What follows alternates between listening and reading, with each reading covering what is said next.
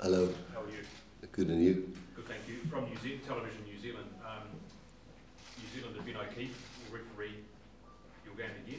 How unique a situation is that, given he refereed last year? Not so unique. I think in 2019 we had Jerome Garces in the first pool game versus New Zealand, which we lost. And then we had him in the Wales semi-final, and then we had him in the final. So I don't think it's that unique. We also had Ben earlier this year against Australia, and we also had him against Ireland, which we lost.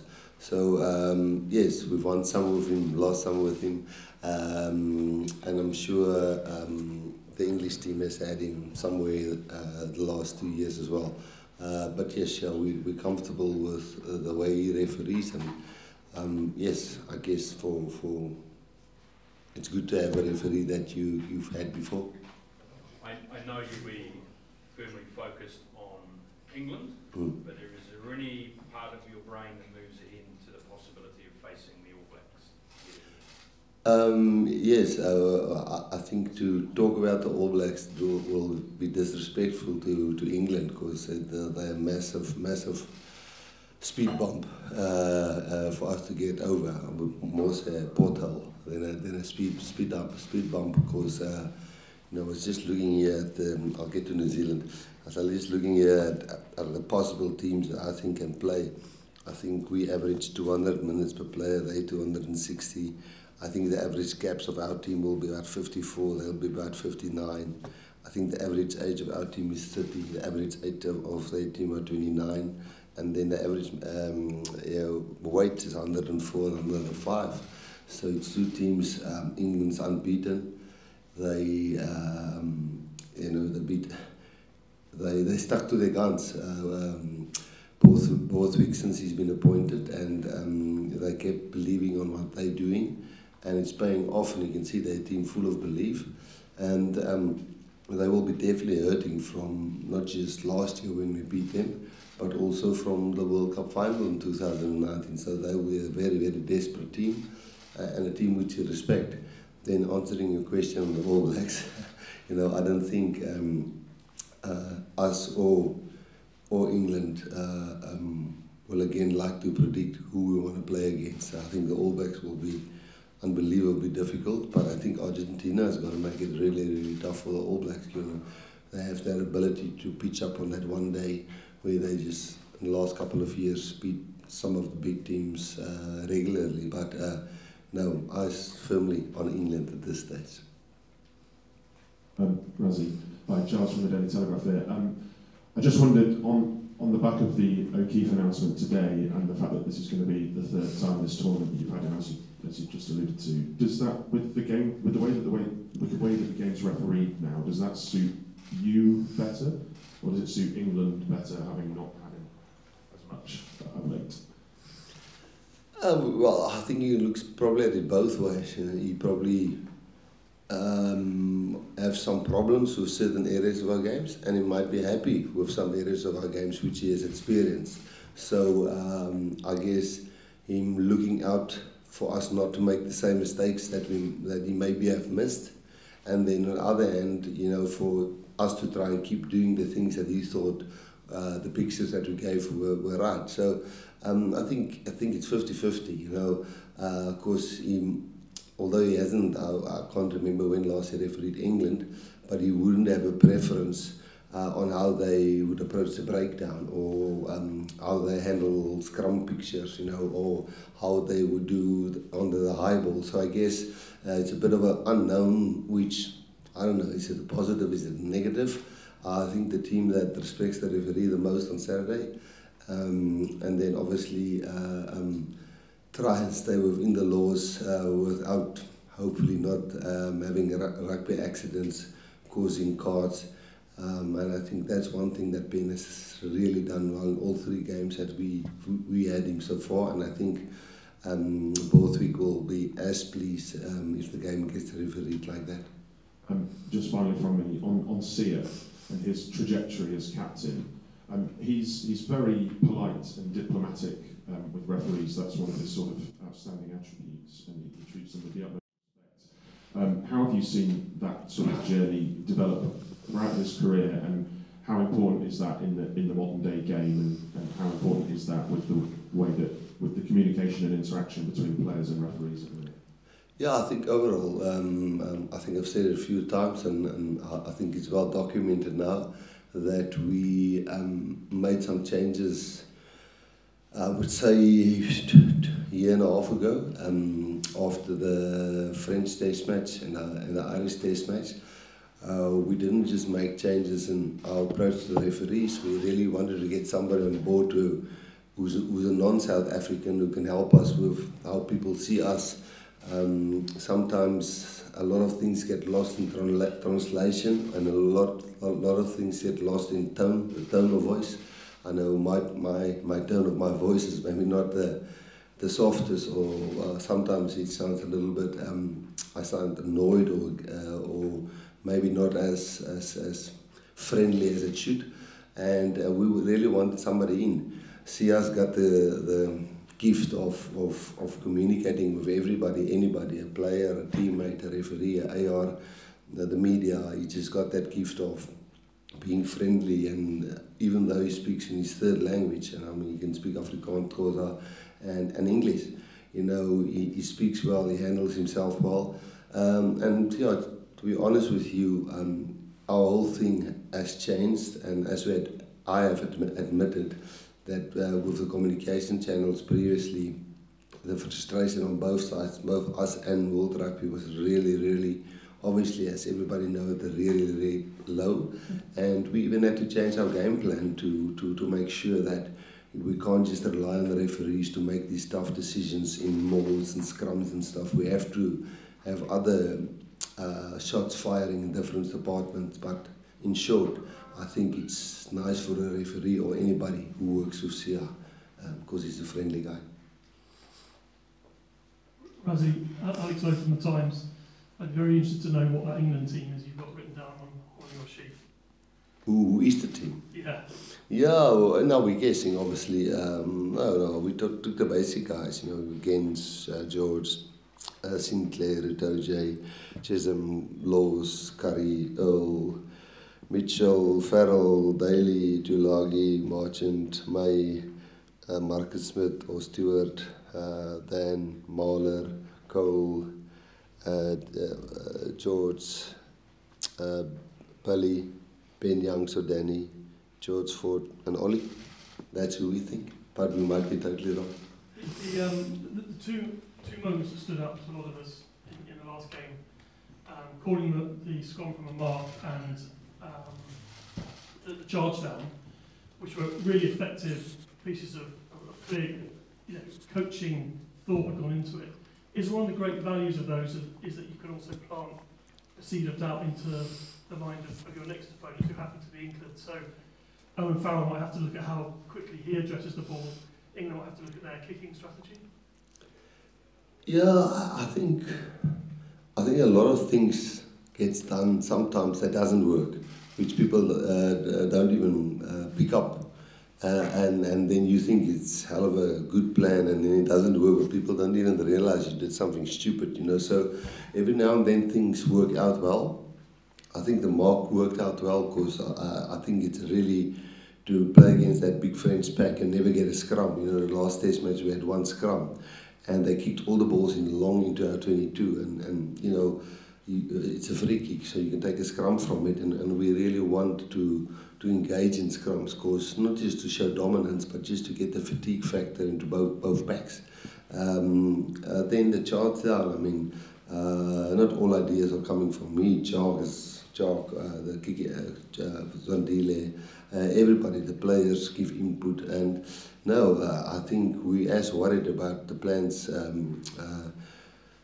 The England coach and Farrell and all of those guys are making, the one game they lost, or they beat with 14 men with a lot of drop goals.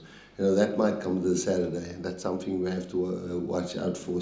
So no, I think as many doubts we may be sowing in other teams, they're doing the same with us. We're also a bit nervous about what's up their sleeves. Rassie, can I ask you, just to elaborate a bit on the potholes or the roadblocks that you see England putting in your way.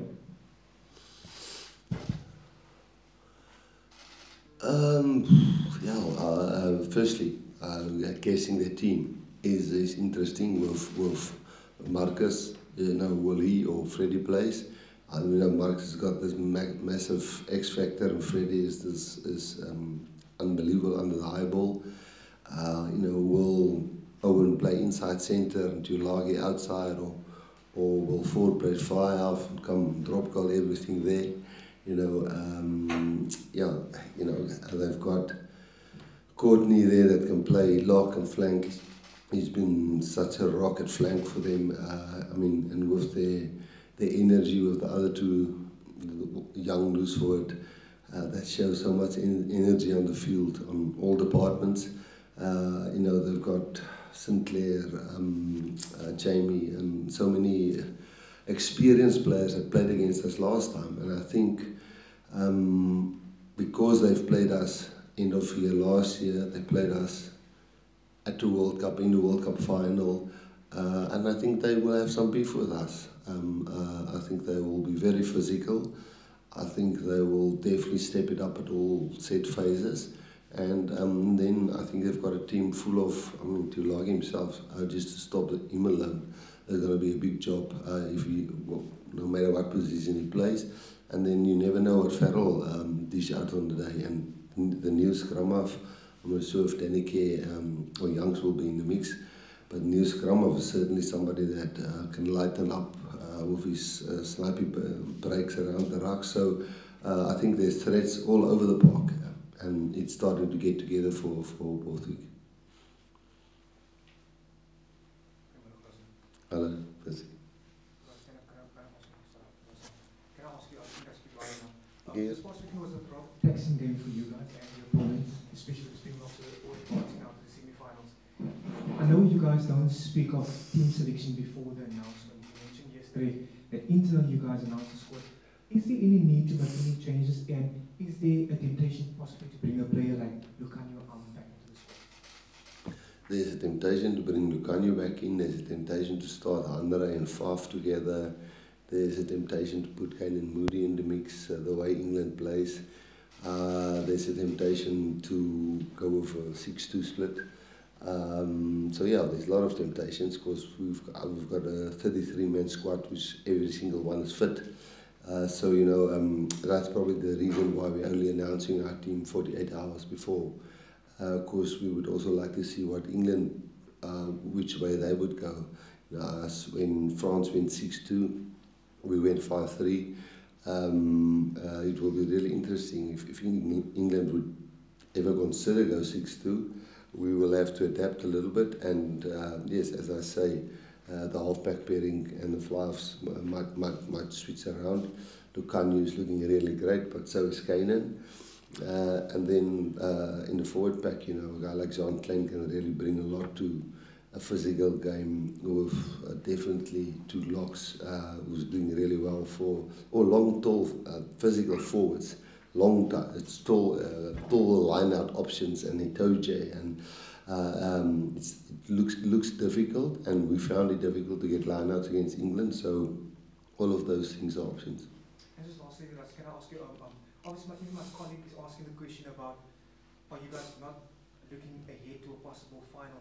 Can I though ask you, outside of your squad, and you guys' leadership focus what you can do internally, outside of your squad, the expectation is that the Springboks, based on your current form, you guys should easily go past England. How do you guys' leadership hype your players up for discussion? You just mentioned that England might want to have beef with you guys.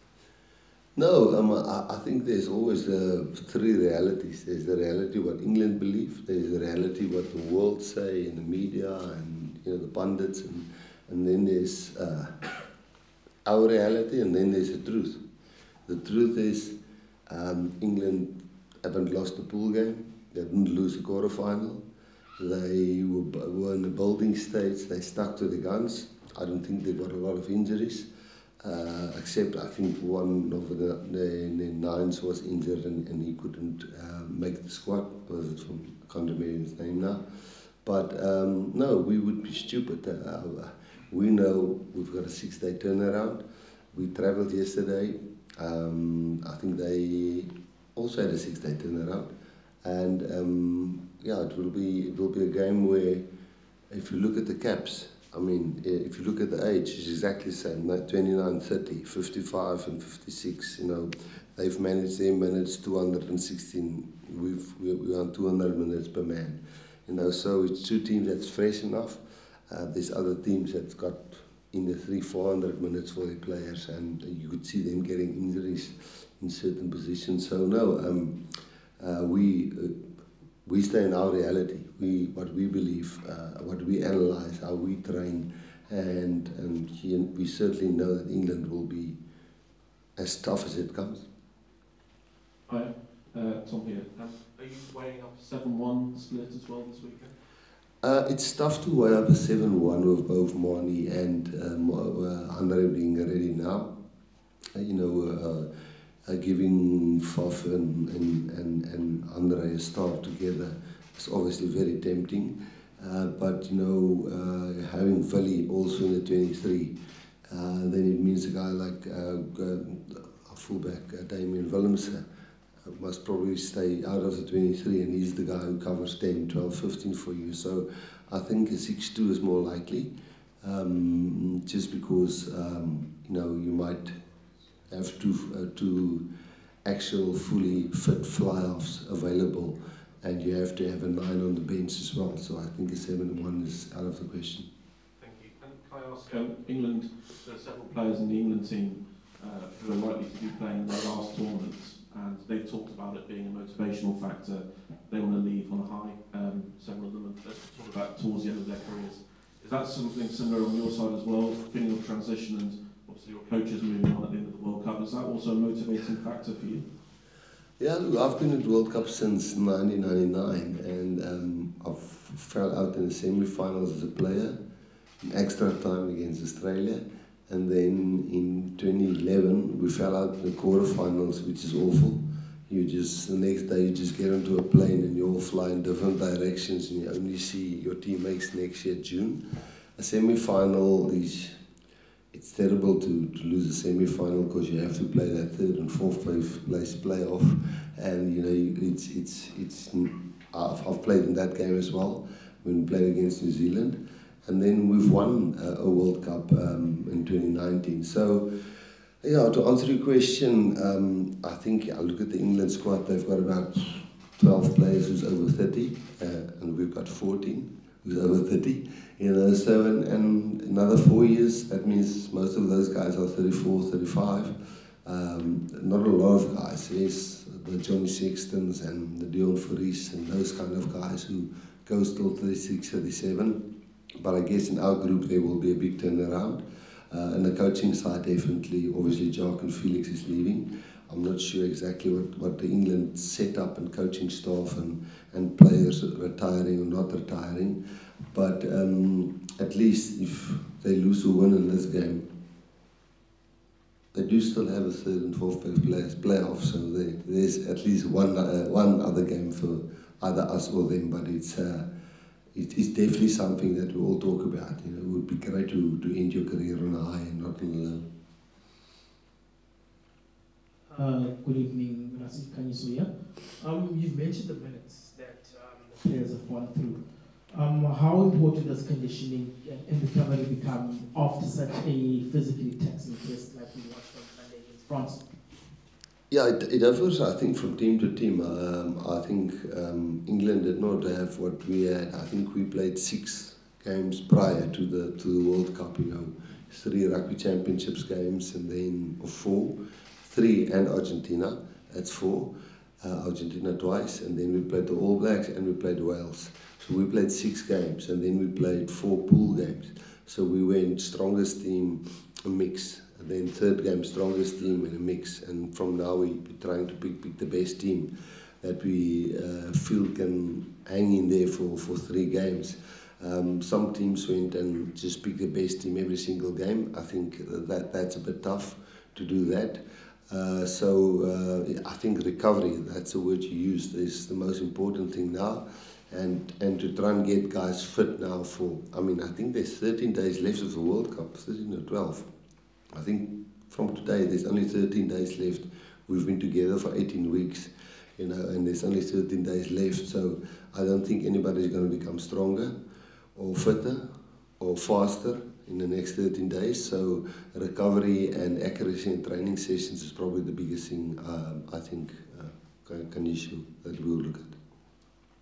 Hi, Rusty, Andy from The Guardian here. Hello. I was wondering, do you think it would be a possible and or legitimate tactic for a coaching team to exploit the HIA system to ensure that exhausted forwards got more rest during matches? No, I think that we're totally wrong. You would never consider using such a tactic? No, no, no.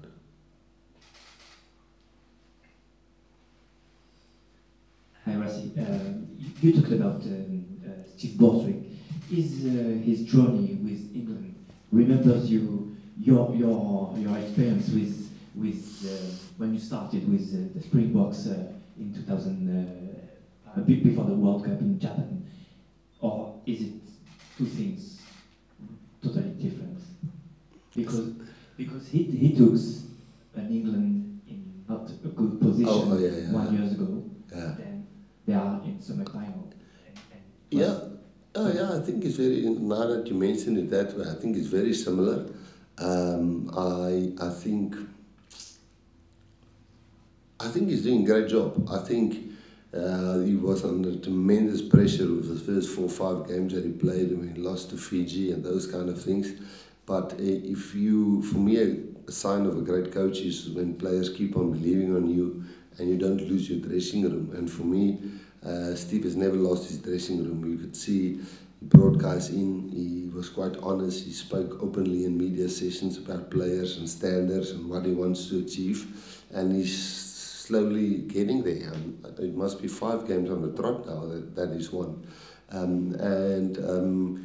You need to be a really honest person to do that and not keep players happy, but be really, really honest, and you can see he's that kind of man.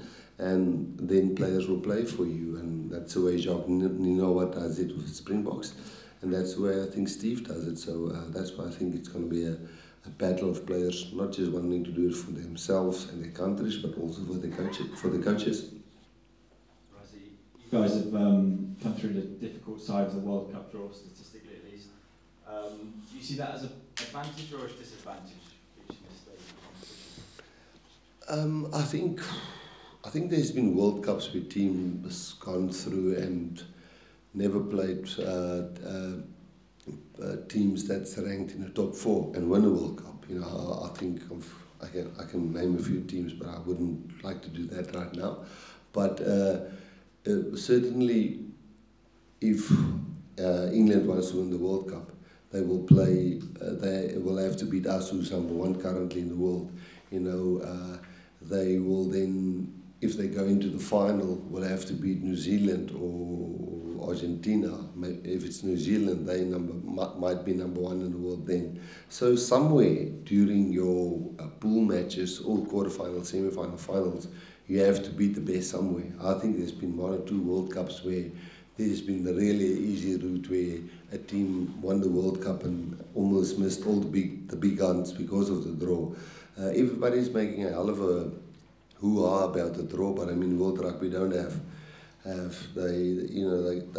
they can't see so far to know what would it look like 4 years from now. I guess they can bring it a little bit closer to the World Cup and then make the draw. But us ourselves knew for 4 years now we're going to play Ireland and Scotland, which were 2 really tough pool games to play. And I'm not sure if it's beneficial or not for us. I'm really not sure. And you mentioned beef earlier. Have you spoke about the 2019 World Cup finals team this week? You mean on having beef? Yeah. Yeah. No. What I mean with that is it's just normal. I mean, we've played them since the 2019 World Cup. We've played them. I think it was Eddie's last game. We played them, and it's something that will always hurt when you lose a World Cup. When I was a player and we lost the World Cup against Australia, You know, the next couple of games you play against Australia, you always think of, yes, you guys took it away from us, you know, and I guess England will feel like that. You guys took it away from us, and we would like to take it back, and that's the excitement. I'm not saying that in a negative way. I feel that's how professional sport are. You want to rectify problems, you want to make your country proud, you want to make your people proud, you want to make your team proud, and I think that's what the English team will have to be like. I mean, they will definitely not come there and say, hey, come and do it again to us, you know. They will definitely fight till the end. Hey Razzie, you mentioned Felix Jones is in the final kind of chapter of his time with you. How important has he been and what has he brought? He's a tremendous person. He's a workaholic. He's a guy that sacrificed so much for, not just when I was with Munster, for Munster. You know, he's a guy that broke his neck at 29, and I think I got him in coaching at 31. And he coached 2 years with a year and a half with me at Munster. You know, he left his family in Ireland and commuted, but was at every single camp.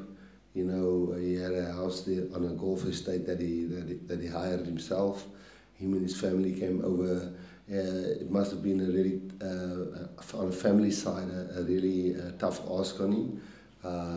Him and his wife and his 2 sons are now always with us now for the last 18, 19 weeks, because it's a short flight to Ireland and back. And as he said the other day, let's think about it when it stops, which will be in the next 2 games, because in semi-finals or for final or for second or third and fourth place. So I can just give him credit. I can just say thank you. And you know, he's the kind of guy who never talks nonsense about other countries. When we play against Ireland, you know, he just talked good things about Ireland. But he fully backs South Africa because, you know, he's in our management team. And when he moves now to England, they've got a massive asset which they gain in him. And yeah, I can just say thank you and congratulations on what he's achieved. He's won British Irish Lions Series, he's won a World Cup. I don't know what he's done as a player, but in a coaching career of only 5 years, that's not too bad. Thank you very much, guys. That concludes the